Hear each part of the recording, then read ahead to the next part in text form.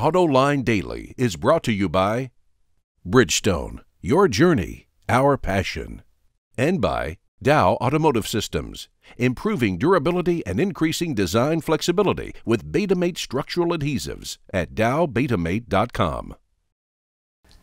In today's show, Ford is forecasting pickup sales by counting the number of oil rigs.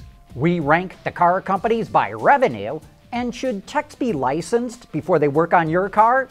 Well, now let's get to it all, because we start today's show by looking out on the world stage and ranking automakers by the top line, that is, by how much revenue they bring in for all the cars that they sell. And the automaker which brought in more money than any other in the last 3 months was Volkswagen at $68 billion. Toyota was the only other one that came even close with $62 billion in sales. Then the rankings dropped down to Daimler with $42 billion, and who would have thought of this? General Motors is down to 4th place with $39 billion. Renault-Nissan are hot on its heels, just $100 million in revenue behind. Ford is in 6th spot with $37 billion, while Hyundai-Kia at $33 billion are not very far ahead of FCA. Fiat Chrysler at $31 billion. And just as we went to air, Fiat Chrysler announced that Reed Biglan will head up Alfa Romeo in the NAFTA market.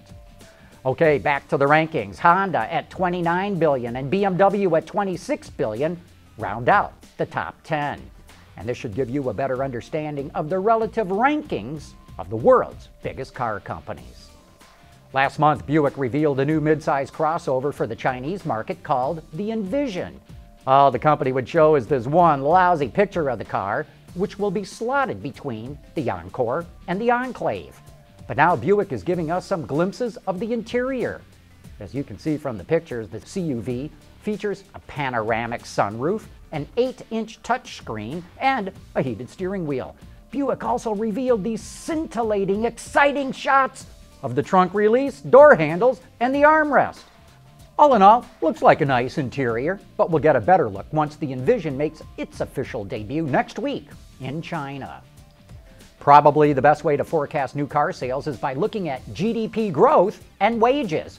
If the economy is growing and people are making more money, car sales go up. The University of Michigan's Consumer Confidence Index is another great indicator of how sales will go, but Ford's senior economist, Emily Kolinsky-Morris, says that when it comes to forecasting sales of pickup trucks, the company is counting how many oil and natural gas rigs are operating in the U.S. The news is that the number of rigs is on the rise, not so much with oil rigs, but the number of natural gas rigs is growing strong. And while most of those pickups will never run on natural gas, those rigs represent economic growth that will sell more trucks. We all joke that you seem to need a PhD in engineering to work on today's cars, and now the United Kingdom wants to make sure that its mechanics are properly trained. The Institute of Motor Industry wants the government to pass a rule that would require automotive technicians to be licensed. The idea is that if techs are up to date with today's technology, then motorists will be safer. We think this is a great idea and wish this would be adopted in the U.S. because our rules and regulations requiring techs to be certified are way out of date. For example, a person at a quick lube type place does not have to be certified to do a brake job, fluid flushes, or work on the AC. But someone at a dealership or independent shop does have to. We think it's time to make sure this is a professional profession. Okay, now it's time for the winner of our trivia quiz for a chance to win a copy of the book, Pro Touring. We wanted to know, when the Dream Cruise first started in 1995, it was used as a fundraising campaign for what?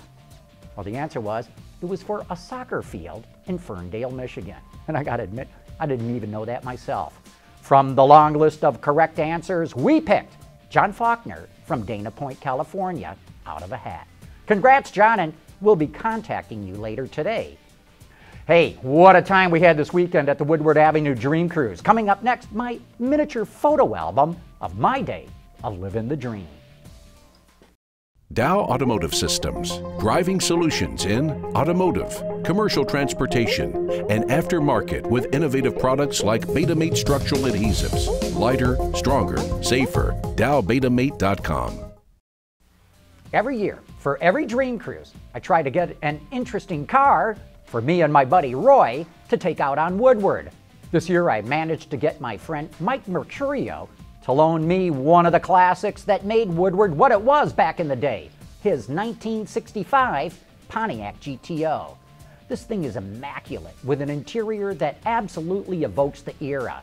A cluster of 4 big round gauges right in front of the driver, a thin 3-spoke wood-rimmed steering wheel, and 4 on the floor. Also, note the key ring and ignition switch at the far left of the picture. You see, Porsche isn't the only one who did it that way.